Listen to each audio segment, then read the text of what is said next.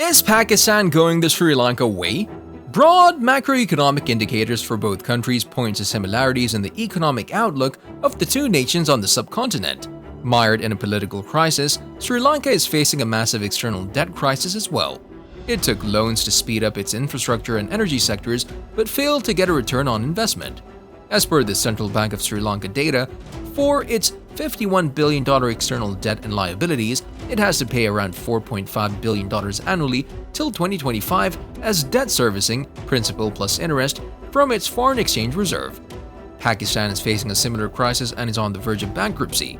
The country's economic situation is facing a dire future with no immediate positive outlook despite ongoing negotiations between Islamabad and the International Monetary Fund (IMF) to resume the $6 billion bailout package from the International Monetary Fund (IMF).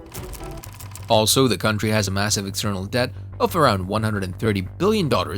In FY21, as per State Bank of Pakistan figures, the country paid $13.424 billion in debt servicing. For the 3 fiscal quarters of 2022, the amount has already crossed $10.885 billion and is expected to reach over $14 billion. The current economic crisis in Pakistan is primarily attributed to its extensive spending on non-developmental and economically unviable projects. That includes reducing the budget deficit, improving banking and tax legislation, strengthening the social safety net for poor households, phasing out electricity subsidies, and reducing foreign exchange market intervention by the federal bank. Experts, for example, have cited futile infrastructure projects like the Gwadar-Kashgar railway line project through long-term debt instruments and relying massively on external borrowing rather than from domestic institutions. All of these have added to Pakistan's troubles. In April, a liter of petrol cost about 150 Pakistani rupees, but by July 1st, the price had risen to nearly 250 Pakistani rupees, and the price of cooking oil increased by 40% just between May and June. At present, the country has only enough foreign currency to pay for 5 weeks of imports.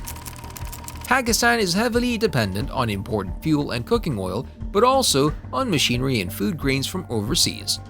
All of this has made day-to-day activities more challenging. Power outages are not uncommon in the country, even when the economy is strong. They become frequent and long when the economy is under duress. This happens because energy companies struggle to operate when the costs of power generation are higher than the revenue they collect. Over the past few weeks, residents of major cities have had to go without electricity in their homes for as much as 10 hours a day, in rural areas for even more. The discomfort of the public is compounded by an intense heat wave in many parts of South Asia that has caused temperatures in some places to hit 51 degrees Celsius. Moreover, as Pakistan repays loans to avoid burgeoning interest rates, the State Bank of Pakistan reserves have increased by $190 million. In addition, the rupee is trading at its lowest, and the bourse also witnessed one of the steepest drops in its history as it tumbled 5% in just over 2 months. Finally, commodity prices are also soaring, and the weekly sensitive price index that defines inflation is 15.85% up. Reacting to the policy inaction of the incumbent government, Asif Ali Qureshi, Chief Executive Officer at Optimus Capital Management Limited, said Sharif's inaction is taking its toll on the economy. He added, political considerations are weighing heavily on the government's ability to take and make tough economic decisions. For decades, the Pakistani authorities have been unable to establish effective tax collection practices. Currently, only 1% of Pakistanis pay their taxes, and the country has one of the lowest tax-to-GDP ratios in the world. Successive governments have avoided imposing stricter controls because they've been staffed by members of the same elites that are actively evading taxes. The government is hoping that the International Monetary Fund (IMF) will lift the suspension and provide the much-needed financial assistance to keep the country afloat. Like Sri Lanka, Pakistan has welcomed Chinese investments to support its ailing economy.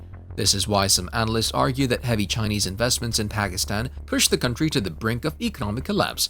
But that narrative is an exaggeration. Most of Pakistan's problems, especially its economic problems, are the creation of its own mismanagement, lack of planning, political uncertainty, and above all, the deteriorating relations with neighboring countries that have had traditionally good relations with Pakistan. A case in point is the recent government of former Prime Minister Imran Khan, which came to power in 2018, allegedly with the backing of a powerful security establishment. During his tenure, which came to an abrupt end in April 2022 through a no-confidence motion in the parliament, Pakistan's relations with both Saudi Arabia and Turkey deteriorated. Traditionally close friends of Pakistan, these two countries have previously supported Pakistan in times of need. Meanwhile, China, an all-weather friend of Pakistan, remained dissatisfied with the progress on CPEC projects, which slowed down under Khan's rule. Thus, as Pakistan's economic crisis began to sink in, Islamabad's friends were less disposed than usual to provide a bailout. The pressure on the rupee is mounting due to receding dollar inflows and lack of support from friendly countries including China, Saudi Arabia, and the United Arab Emirates (UAE). Farooq Salim, an Islamabad-based Pakistani political scientist, economist, and financial analyst, told Asia Times the delay in the revival of the International Monetary Fund (IMF) bailout package of $6 billion has also plummeted the country's reserves. More importantly, the multilateral lending agency has agreed to consider extending the facility till the end of June 2023, as well as augmenting it by $720 million to expand its size to $7 billion. The IMF deal would clear the way for Pakistan to get financial assistance from other multilateral agencies like the World Bank and some friendly countries. All that may be good news for a struggling government, but the crisis is far from over, with the coming debt servicing obligations and fast depleting foreign exchange reserves. This year's monsoon season is not over yet, and the scale of destruction from the flooding is already expected to be far higher than in 2010. 1/3 of the country is suffering from floods, 30 million people.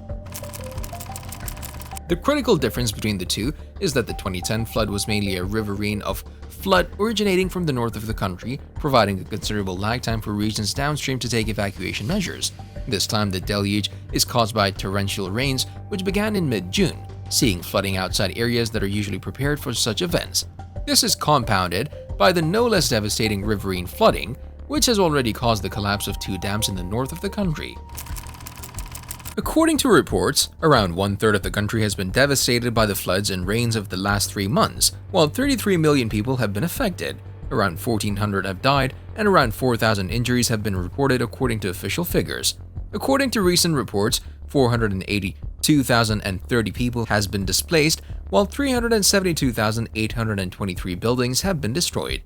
The increased value of the dollar is affecting the people and all sectors of the economy, but the manufacturing sector increases the prices immediately. But the people associated with the service sector cannot increase the price of their services immediately, which increases the financial pressure on them. Food shortages due to the Russian-Ukrainian war and climate change-related weather effects are an additional wake-up call. The Earth doesn't possess infinite sources, and when the human species gets out of control, the forces of nature subdue them. Pakistan should now redefine its priorities from consumerism and hedonism to responsible and conscious living. In July, Pakistan's headline inflation soared to 24.93% year-on-year, according to official data, the highest level since October 2008.